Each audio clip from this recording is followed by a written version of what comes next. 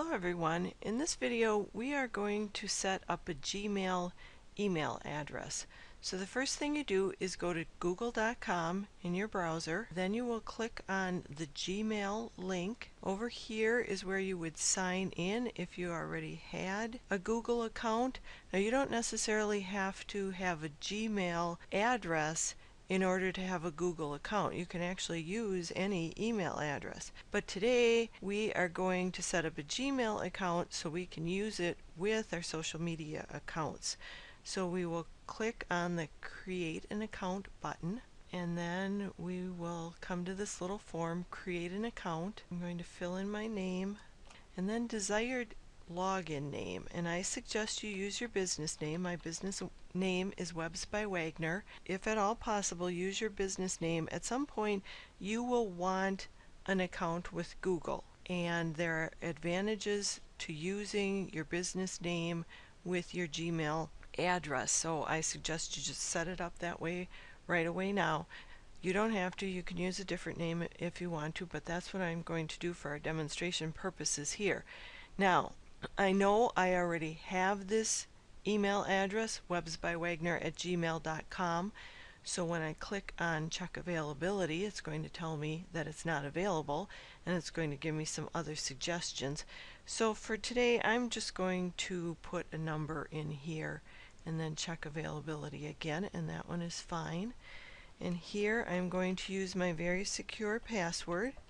And if you listen to my tutorial on email and passwords, you know what I suggest for a very secure password: using at least one number, using at least one uppercase letter, and throwing in a special character is great too. Now, I haven't even used a special character in this password, and Google is still saying that it's a strong password, so that's great. Now I'm going to just repeat it. Come up with a very secure password and then just use some slight variations of that in your various accounts. Makes it easy to remember, but yet makes it really hard for anyone else to guess. If you're the only one that uses this computer, you could just as well check the Stay Signed In box. This one here, Enable Web History. What that means is if you keep that checked, Google kind of keeps track of the sites that you're visiting and what you're searching for on Google. With that information, they can customize your searches. So maybe, you're searching in your local area much more often. So when you do subsequent searches, your results will reflect the fact that you search more in your local area. So that's totally up to you if you want to keep this checked or not. For today, I'm going to uncheck it. Now we need to choose a security question, and I'm going to go with what was your first phone number, and I'm just going to make something up here. Of course, if you were filling this in for yourself, you would want to put in your first phone number, because obviously you want to be able to remember what you put in here. That's the reason for a security question. If you ever do forget your password, you need your recovery email, which we are going to fill in next, and you need the answer to your security question. So I am going to put in my recovery email here. Again, that's used if you ever forget your password, you need that. Then your location, change that if you're not in the United States. Next thing is your birthday, and you can go ahead and fill in your actual birthday. I'm going to just make one up here just for security purposes doing this tutorial.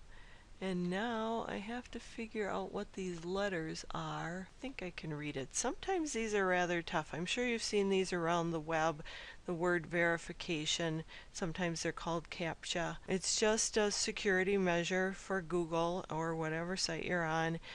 It's just their way of making sure that you're a person and you're not a robot or a machine filling out this form.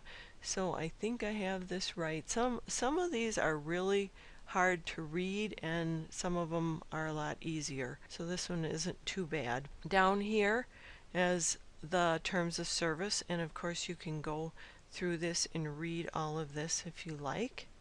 And then the final step is to click I accept, create my account, and we should now have our Google account.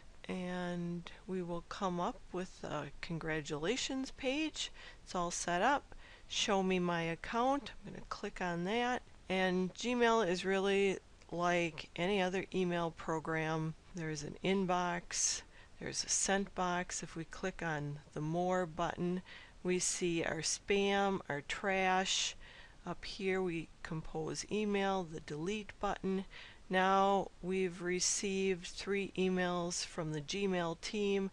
These are just some little information emails about setting up your account, the various things that you can do.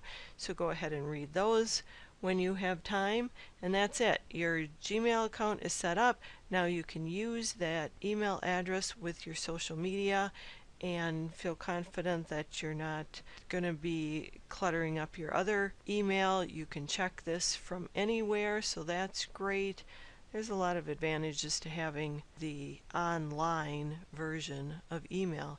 And if you need to sign out, you just go up here in the upper right and click on the little arrow by your name and click sign out. And that's it.